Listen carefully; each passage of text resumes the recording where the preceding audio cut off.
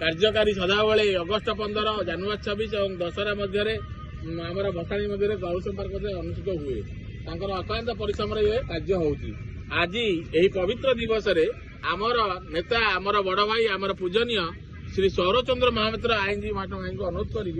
से 2 वार्ता रखिबे।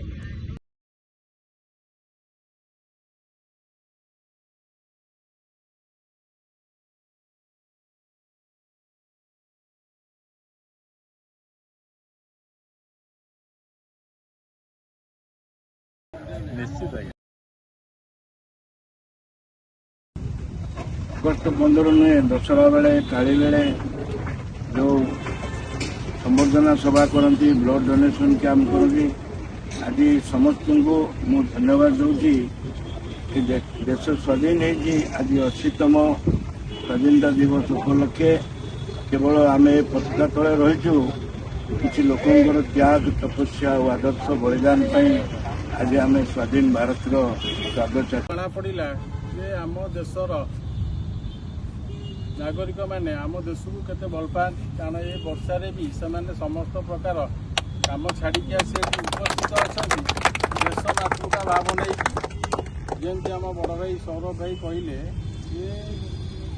भाव प्रेम स्नेह श्रद्धा सबू पाखे सबू गोटे पटे किंतु एकता है आमर प्रथम अस्त्र तेणुक समस्ते उपस्थित था समस्त सदस्य मानक अनुरोध करुच्ची जदि आम परस्पर निज भितर मनोवृत्ति रखा जे आम एक आम देश को विश्वर सबुठ आगू नवा केवल तार प्रथम अस्त्र है एकता अनुरोध करी समस्त एकता रक्षा करूँ। जय जगन्नाथ।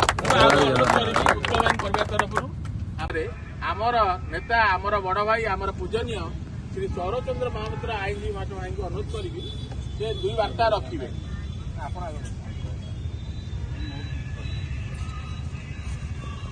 आज आम समस्त जीवन एक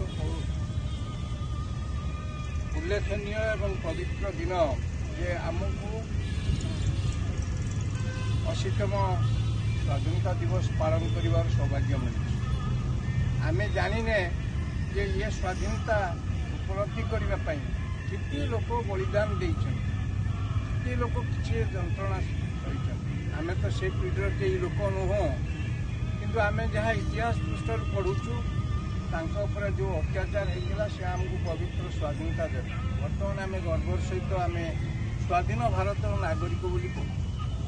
यही कथा को मन रखापी आम भितर से भावना को देशात्मक भावना एवं ऐक्यबद्ध